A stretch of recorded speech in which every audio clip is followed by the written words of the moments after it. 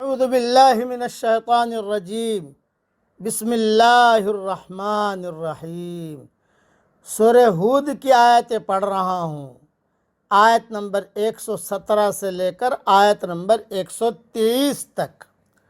وَمَا كَانَ رَبُّكَ لِيُهْلِكَ الْقُرَىٰ بِظُلْمٍ وَأَهْلُهَا مُصْلِحُونَ، اور آپ کا رب ایسا نہیں کہ وہ بستیوں کو ناحق تباہ کر دے، حالانکہ اس کے رہنے والے اصلاح کرنے والے ہوں۔ وَلَوْ شَاءَ رَبُّكَ لَجَعَلَ النَّاسَ أُمَّةً وَاحِدَةً وَلَا يَزَالُونَ مُخْتَلِفِينَ، اور اگر آپ کا رب چاہتا تو لوگوں کو ایک ہی امت بنا دیتا، مگر وہ ہمیشہ اختلاف میں رہیں گے۔ اِلَّا مَن رَحِمَ رَبُّكَ، سوائے ان کے جن پر آپ کا رب رحم فرمائے۔ وَلِذَلِكَ خَلَقَهُمْ، اور اس نے اسی لیے ان کو پیدا کیا ہے۔ وَتَمَّتْ كَلِمَةُ رَبِّكَ لَأَمْلَأَنَّ جَهَنَّمَ مِنَ الْجِنَّةِ وَالنَّاسِ أَجْمَعِينَ، اور آپ کے رب کی بات پوری ہوئی کہ میں جہنم کو جنات اور انسانوں سے اکٹھے بھر دوں گا۔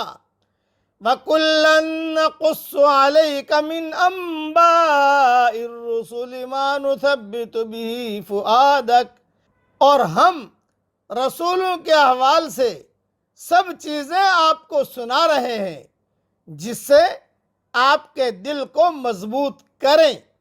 وَجَاءَكَ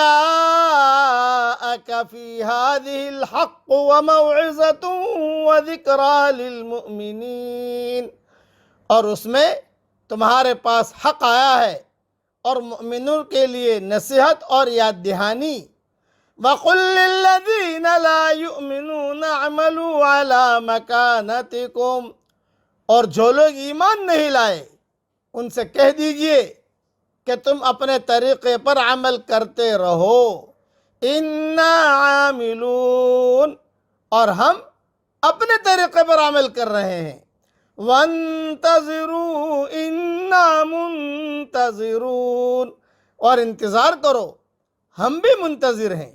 وَلِلَّهِ غَيْبُ السَّمَاوَاتِ وَالْأَرْضِ وَإِلَيْهِ يُرْجَعُ الْأَمْرُ كُلُّهُ فَاعْبُدْهُ وَتَوَكَّلْ عَلَيْهِ، اور آسمانوں اور زمین کی چھپی بات اللہ کے پاس ہے، اور تمام امور اسی کی طرف لوٹائے جاتے ہیں، پس آپ اسی کی عبادت کریں اور اسی پر بھروسہ رکھیں۔ وَمَا رَبُّكَ بِغَافِلٍ عَمَّا تَعْمَلُونَ، اور آپ کا رب اس سے بے خبر نہیں جو تم کر رہے ہو۔ کئی آیتیں پڑھ لی، اس کی تفسیر میں صرف ایک حدیث سنا دیتا ہوں کہ جنت اور جہنم، حدیث شریف میں آتا ہے کہ جنت اور جہنم میں آپس میں جھگڑا ہوگا۔ جنت نے کہا کیا بات ہے، میرے اندر وہی لوگ آئیں گے جو کمزور اور معاشرے کے گرے پڑے لوگ ہوں گے۔ جہنم نے کہا میرے اندر تو بڑے بڑے جبار اور متکبر قسم کے لوگ ہوں گے۔ اللہ تعالیٰ نے جنت سے فرمایا تو میری رحمت کی مظہر ہے، تیرے ذریعے سے میں جس پر چاہوں اپنا رحم کروں۔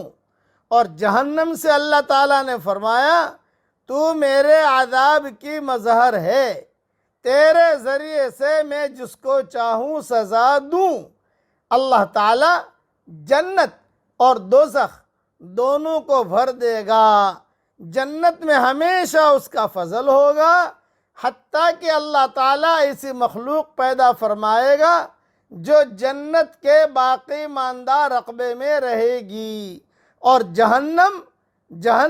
جہنمیوں کی کثرت کے باوجود حل من مزید کا نعرہ بلند کرے گی، یہاں تک کہ اللہ تعالیٰ اس میں اپنا قدم رکھے گا۔ جس پر جہنم پکار اٹھے گی، قط قط و عزتک، بس بس بس تیرے عزت اور جلال کی قسم۔ یہ حدیث صحیح بخاری شریف میں ہے کتاب التوحید میں، اور صحیح مسلم میں بھی ہے کتاب الجنہ میں باب النار میں۔ یہ دونوں کتابوں میں یہ حدیث موجود ہے۔ باقی اس کے اندر بہت تفصیل ہے، جنت کے اندر کیسے جائیں گے، جہنم میں کیسے جائیں گے، یہ ساری تفصیل جو ہے ریاض التفسیر میں دیکھ لیجئے گا۔ اخیر کے اندر مختصر سے نصیحت کر دیتا ہوں، قرآن میں رسولوں کے احوال اس لیے سنائے گئے ہیں کہ بعد کے داعیوں کو اس سے سبق حاصل ہو۔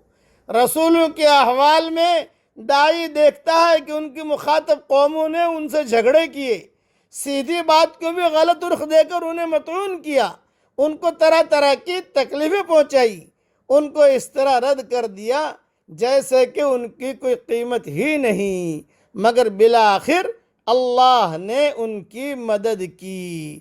اس لیے داعی کو کبھی بھی مایوس نہیں ہونا چاہیے۔